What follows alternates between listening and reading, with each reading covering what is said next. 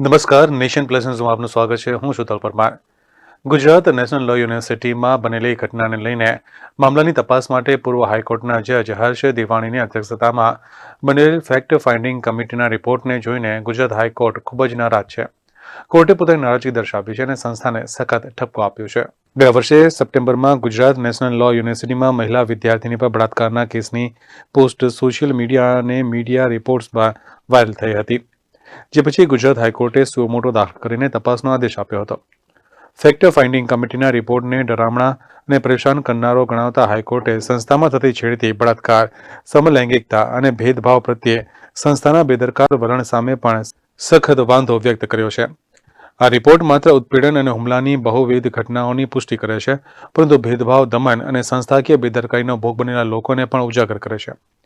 યુનિવર્સિટીમાં બધું બરાબર હોવાનો કોર્ટમાં ખોટો દાવો કરવાની ઇન્સ્ટિટ્યૂટના રજિસ્ટ્રારની હિંમત કેવી રીતે થઈ, તે અંગે પણ કોર્ટે સખત વાંધો વ્યક્ત કર્યો છે.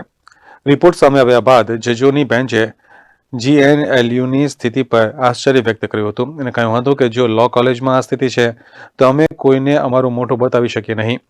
હાલમાં આ મામલે કોર્ટે યુનિવર્સિટી રજિસ્ટ્રાર અને એકેડેમિક અફેર્સ હેડને નોટિસ પાઠવી છે.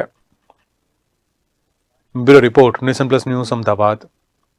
સમાચારોના સતત અપડેટ માટે નેશન પ્લસ ન્યૂઝના યુટ્યુબ ચેનલને સબસ્ક્રાઇબ કરો, બેલ આઇકન દબાવો અને ફોલો કરો ઇન્સ્ટાગ્રામ, ફેસબુક અને ટ્વિટર પર.